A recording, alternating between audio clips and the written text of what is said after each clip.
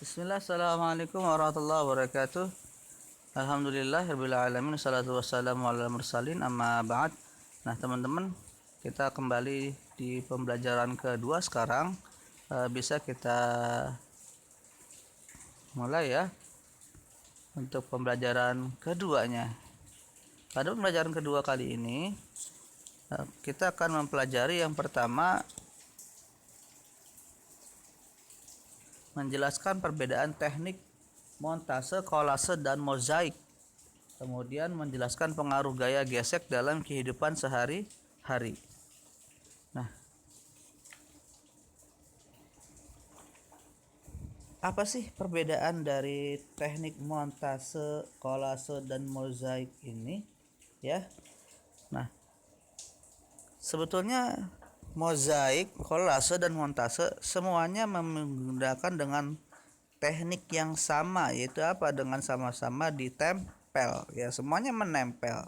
Mozaik menggunakan menempel, kemudian kolase menempel, montase menempel. Tapi apa perbedaannya? Nah, ternyata perbedaannya itu terbuat dari bahan yang berbeda, ya, bahannya yang berbeda. Kalau mozaik, dia menggunakan kombinasi susunan dari berbagai macam bahan mentah menjadi karya utuh, ya, gitu. Tapi dengan bahan yang sama, ya, dengan bahan yang sama. Kemudian kalau kolase itu objeknya dibuat dari berbagai jenis bahan yang tersedia. Bisa dari kain perca, potongan majalah, plastik, tali rafia, dedaunan kering, kulit kerang, biji-bijian, serta masih banyak lagi. Jadi kalau kolase lebih bervariasi ya.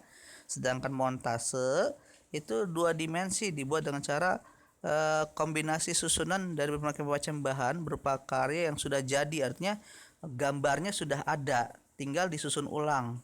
Ya, misalnya gambar pohon di sini, gambar rumah, gambar rumputan, gambar hutan, gambar awan, gambar langit, disatuin lagi, ya, akhirnya dijadi gambar yang lain gitu, ya, disatukan kembali. Misalnya kita motong gambar pohon dari mana, gambar rumah dari mana, gambar ini dari mana, disatukan lagi. Nah, itu kalau itu seperti itu montase, ya.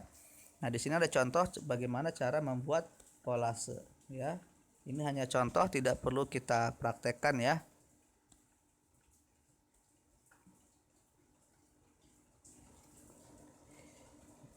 Nanti mungkin suatu saat teman-teman ya yang bosan bisa praktek sendiri ya, bisa praktek sendiri. Ini ya yang harus disiapkan, ada kertas HVS, kertas warna hitam putih, gunting, lem, spidol warna-warni. Yang pertama ya jangan lupa gambar dulu sketsanya ya, supaya nanti mudah ketika mau menempelnya.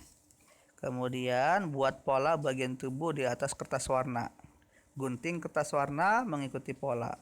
Tempel ya pada kertas HVS membentuk tubuh maleo. Kemudian kita bisa kasih tambahan warna ya dengan spidol. Nah, insya Allah sudah selesai. Seperti itu ya, mudah-mudahan paham ya bagaimana cara membuat kolase.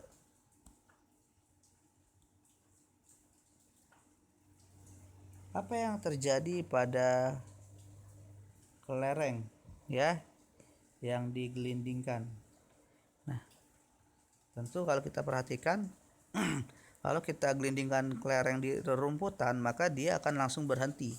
Ya, kenapa? Karena ada yang menghambatnya, yaitu rumput. Kemudian kalau kelereng kita gulirkan di lantai, maka dia akan bergerak sampai nanti dia akan berhenti disebabkan oleh faktor yang menghambatnya. Nah, kira-kira apa sih yang menghambatnya? Nah, yang menghambatnya ternyata adalah yang disebut sebagai gaya gesek. Kenapa? Karena ketika di rumput dia terjadi gesekan antara kelereng dengan rumput sehingga langsung berhenti. Dan ketika kita di lantai, dia akan berhenti disebabkan oleh gaya gesek yang semakin lama akan membuat kelereng ini akan berhenti.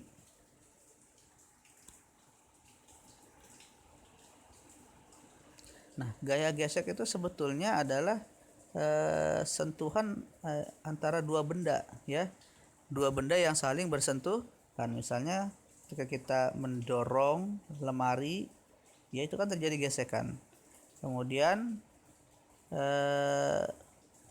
ketika kita mendorong lemari, kita akan terasa berat. Kenapa? Karena gaya gesek antara lemari dengan lantai itu sangat berat sekali, ya. Kenapa? Karena lantainya kasar. Beda kalau lantainya halus, ya. Kalau lantainya halus, misalnya kita kasih tepung, ya, sehingga dia menjadi halus, maka akan lebih mudah.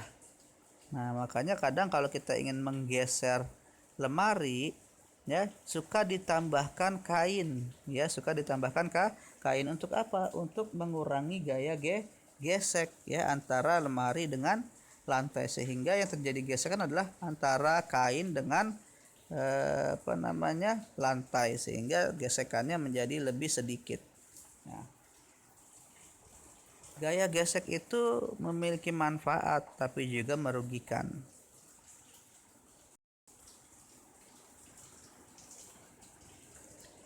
Ya.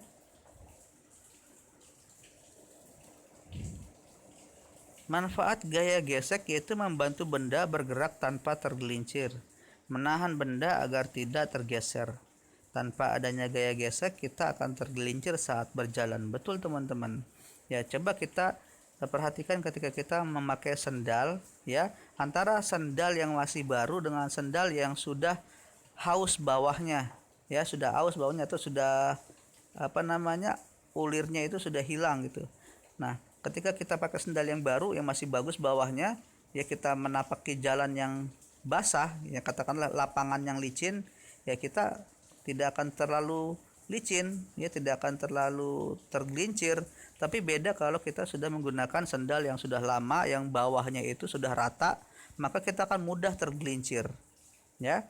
Nah, kerugian gaya gesek itu adalah menghambat pergerakan benda, ya, dan mengikis permukaan benda yang bergesekan itu tadi, ya. Tadinya sendal kita punya ulir, lama kelamaan dengan adanya gaya gesek tersebut, ya, maka sendal kita akan rata, ya, sendal kita akan rata. Kenapa? Karena dia terkikis oleh gesekan-gesekan yang terjadi antara sendal kita dengan lantai. Ya, dengan adanya gaya gesek juga, meja menjadi sulit digeser, sol sepatu menjadi tipis karena terus-menerus bergesekan dengan jalan. Nah, gaya gesek itu bisa diperbesar dan bisa diperkecil. Cara memperkecil gaya gesek diantaranya adalah dengan pemberian pelumas pada rantai sepeda. Ya, kita berikan pelumas, ya, supaya apa? Supaya gesekan antara roda pada bagian bawah itu bisa menjadi lebih sedikit gesekannya. Nah, cara memperbesar gaya gesek bagaimana? Yaitu dengan membuat alur pada ban mobil, ya. Pada ban mobil sini ada alur-alurnya. Ini fungsinya adalah supaya terjadi gesekan antara ban dengan jalanan. Coba bayangkan kalau mobilnya halus, maka tidak ada gesekan. Akibatnya apa? Akibatnya akan menjadikan mobil kita mudah tergelincir, ya, motor kita mudah tergelincir gitu. Jadi sehingga diperlukan alur pada ban mobil maupun ban motor ataupun ban sepeda, dan masih banyak sekali hal-hal yang bisa dilakukan untuk memperbesar gaya gesek. Nah, demikian teman-teman pembelajaran kita untuk pembelajaran kedua. Kita lanjutkan ke pembelajaran ketiga. Terima kasih. Assalamualaikum warahmatullahi wabarakatuh.